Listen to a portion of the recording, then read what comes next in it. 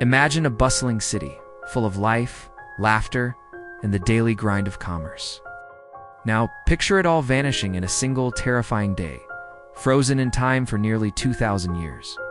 This isn't a scene from a disaster movie. This is the real story of Pompeii, the city that became an accidental time capsule.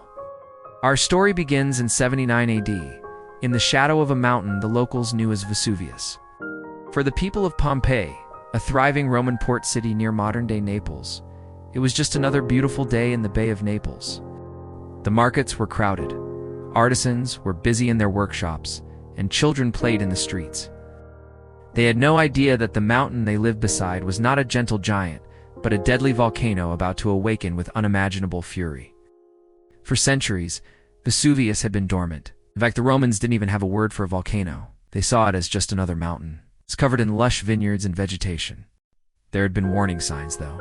A major earthquake had rocked the region 17 years earlier, in 62 AD, causing significant damage. The Pompeians, resilient as ever, simply rebuilt. They had no way of connecting this tremor to the molten heart of the mountain.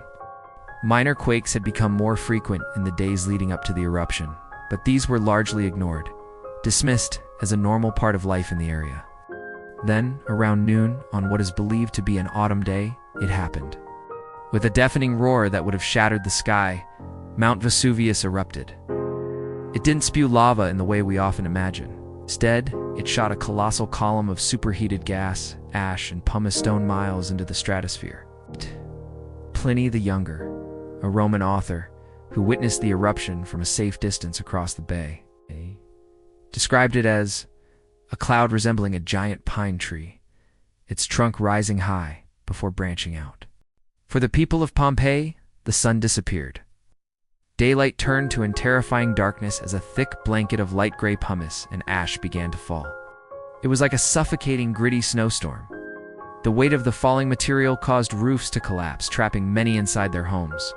Chaos erupted. Some people tried to flee, clutching their children and whatever valuables they could grab. Others sought shelter in cellars or stronger buildings, hoping to wait out the storm. This initial phase lasted for hours. Those who managed to escape the city during this time had a chance of survival. But for the thousands who remained, the worst was yet to come. In the early hours of the next day, the eruption column, now too heavy to support itself, collapsed. This triggered a series of pyroclastic surges, a ground-hugging avalanche of hot gas, ash, and rock, moving at hurricane speeds and reaching temperatures of hundreds of degrees Celsius. This was the truly deadly phase. These surges were inescapable and instantly lethal. Anyone caught in their path was killed in a fraction of a second, not by lava, but by the intense heat and toxic gas.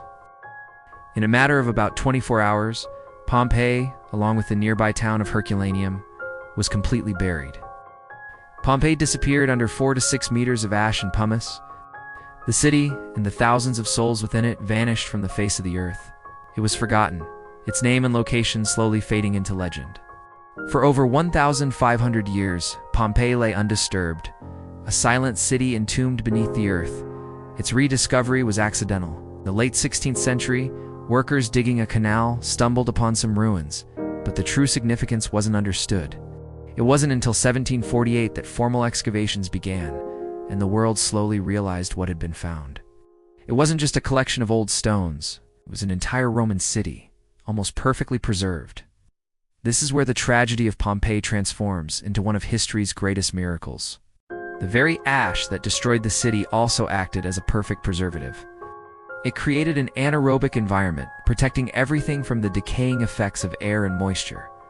Archaeologists didn't just find buildings, they found a snapshot of life in the 1st century AD, as excavators carefully peeled back the layers of time.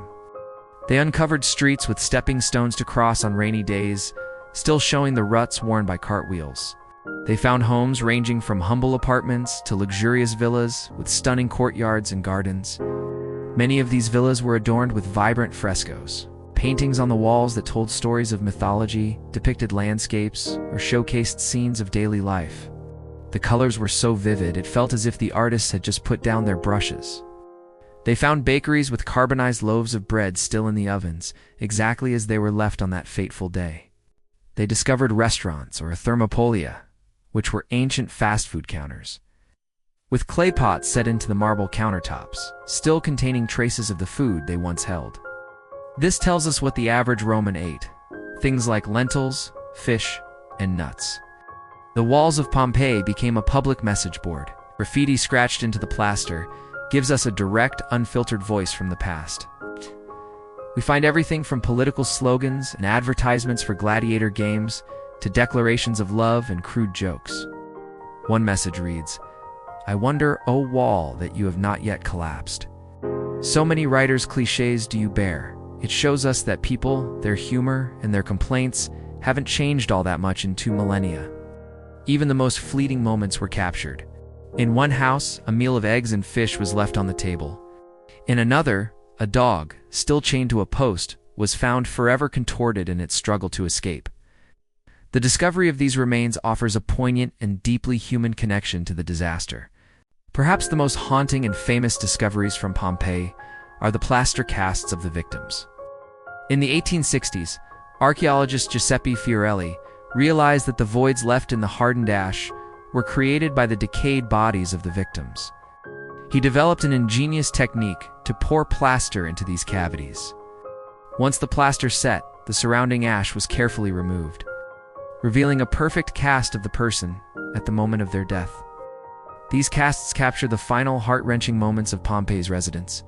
We see figures huddled together, a mother clutching her child, individuals with their hands over their faces in a desperate attempt to breathe. They are not skeletons or statues. They are a direct, three-dimensional record of human tragedy, a powerful and somber reminder of the real people who lived and died here. These casts transformed our understanding of the disaster from an abstract historical event into a profoundly personal human story. Today, Pompeii is a UNESCO World Heritage Site and one of the most visited archaeological sites in the world. Walking its stone streets is like stepping back in time. You can enter a Roman villa, stand in the center of the amphitheater, or walk through the Forum, the heart of the city's public life. It's an unparalleled window into the Roman world, providing details that no history book could ever fully convey. We've learned more about Roman daily life, their art, their social structure, and even their diets from Pompeii than from almost any other source. The story of Pompeii is a powerful duality. It is the story of a catastrophic natural disaster and an immense loss of life. But it is also the story of an unprecedented archaeological treasure, a moment in history frozen solid, allowing us to connect with the past in a way that is vivid, personal, and utterly unique. It's a tragic disaster that became history's most incredible time capsule. Thank you so much for joining me on this journey back in time to the last day of Pompeii. If you found this story as fascinating as I do, please hit that like button and subscribe for more deep dives into history's most compelling moments. Let me know in the comments what historical event you'd like to explore next. Till then, stay curious.